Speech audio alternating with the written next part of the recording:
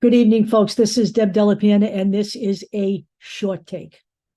So, you know,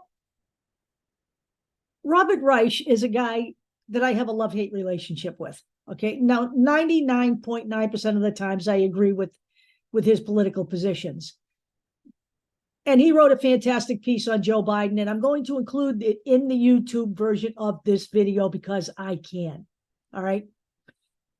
But I just want to talk a little bit about what's going on in America vis-a-vis this article that he wrote and what's going on, say, with the Israeli-Palestinian conflict.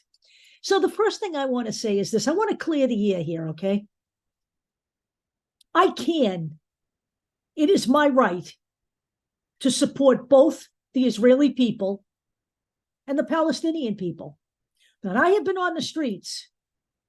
Okay, I have protested at the AIPAC meeting in Boston. I have protested at the AIPAC dinner in Boston. And I have been on the street in support of the Palestinian people, and I will remain in support of the Palestinian people. But I will also remain in support of the innocent Israeli people. Because if you don't believe that the Palestinian people are Hamas, I don't believe that all of the Israeli people are Benjamin Netanyahu and his yahoos. Okay? This conflict has been going on forever, and God damn it, it is not Joe Biden's to fix, okay? It is their problem to fix. It is Joe Biden's problem to offer assistance to both sides, by the way. And by the way, I will tell you this right now. Joe Biden, who everyone claims is too old to do anything, is risking his life over there in Israel right now in the middle of a war zone. Okay? While the Republicans here are playing with themselves, trying to find a Speaker of the House. And while Donald Trump is here doing his usual, which is praising Hezbollah, a terrorist organization, as being very smart, just like Kim Jong-un, Vladimir Putin, Jair Bolsonaro, Viktor Orban. When they're telling you what they are, believe them. They're praising terrorists and despots because that's what they want here in America. Number one. Number two, I agree the Palestinians and the people in the Gaza Strip have been put upon terribly. Okay? Terribly. But do not think for a nanosecond that Hamas has their better interests in heart. Hamas has one interest in heart, their interest. Their interest. What they did in Israel did nothing to help them. And if you think that two wrongs make a right, you're wrong. What we need is a two-state solution because both of them have a right to exist. But what we now have is no Ishaq Rabin and no Anwar Sadat. Right now, what we have is Hezbollah and the Netanyahu experience. They're both terrorists. Now, right away, everybody jumped when the hospital was bombed. That was a Palestinian bomb, by the way, that hit that hospital. But Hezbollah immediately went online, went out there publicly, and pointed the finger at Israel, and everybody in the United States jumped right on board. Instead of vetting their information, looking for it, oh, Israel's been torturing the Palestinians forever. That was them. Actually, no, it wasn't them. And that's what I'm talking about where Hezbollah is concerned. It was a misfired bomb that they then took upon themselves to blame the enemy for, which is what you do in war, isn't it?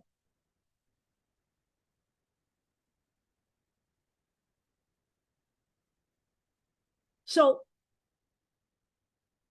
everybody here melting down over that whole hospital thing started with the Joe Biden needs to start with a ceasefire. Let me explain to you how this is working. Joe Biden can advocate for a ceasefire. He can't make it happen. I don't know what makes people in this country think that you were going to raid Israel, kill innocent people, including children and women, and Israel is not going to respond. What country doesn't respond? Were we supposed to just tell Israel to stand down? That doesn't happen. That doesn't happen. And I don't care who's saying it, whether it's a politician or whether it's a citizen. Joe Biden went to Israel. Israel is literally feeling like they're out there on their own because Mr. Netanyahu is useless. He is under so many corruption charges. It's not even funny. They're rudderless. And Joe Biden went there and made them feel more secure. While he was there, he managed to get the Arab leaders together to start talking about a ceasefire. That's his job. It is not his job to wave a magic wand and stop everything that's going on in the Middle East that, by the way, has been going on for decades, literally centuries, to be honest with you. This is all based on religion, all of it. And this is the poison of religion, because everything is subject to everybody's individual interpretation.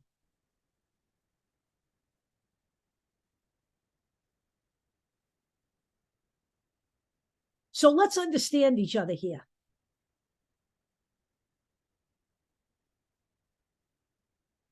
We need a two-state solution in the Middle East. I don't know how many years it's going to take to get there.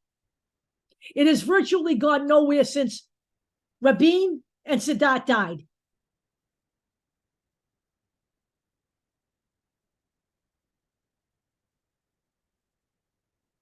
But I'm getting tired of all the banter about Joe Biden being too old to be a leader. He is a leader. He's proven that right now. He's been on this since it happened. He is supporting, by the way, he managed to clear the path so that humanitarian supplies get into Gaza while he was there. That's another thing I forgot to mention. While the goddamn GOP ties up the entire government with their childish, petty bullshit as they continue to appease the orange jackaloon, the grand flaming fucking pumpkin of the United States. While they sit here wasting everybody's time and money, there is one person running the country, and he's doing a good job. And this is just right now in the middle of this conflict. He has been doing a good job since he was elected. You want a list of everything he's accomplished? I've done a video on this already. You want a list of all the stuff he's accomplished? I'll throw that in the YouTube video too. Try reading instead of looking for all your information on memes. Maybe you'll find out what he's been doing. Go to the US.gov website and look up the Biden administration. He's not making that shit up.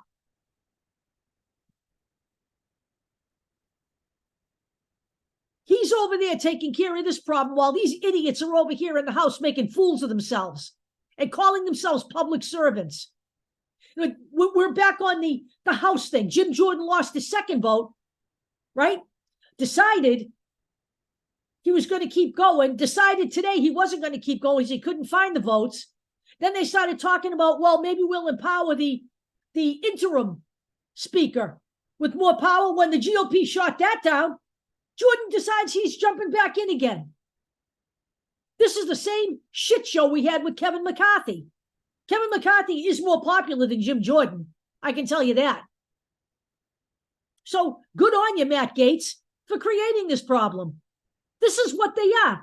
You know, I just posted on Facebook that watching them operate is like watching a bunch of toddlers taking shit out of their own diapers to play with. And that's being complimentary, in my opinion. So let's all wake up here. We have one choice in America. You either choose democracy with a fucking adult for a president who doesn't sit on Twitter and answer every insult that Donald Trump hurls at him because he doesn't have time for that. He's busy. Wake up. Everybody just wake up and see who's actually leading versus who's actually jerking off. I'll talk to you all later.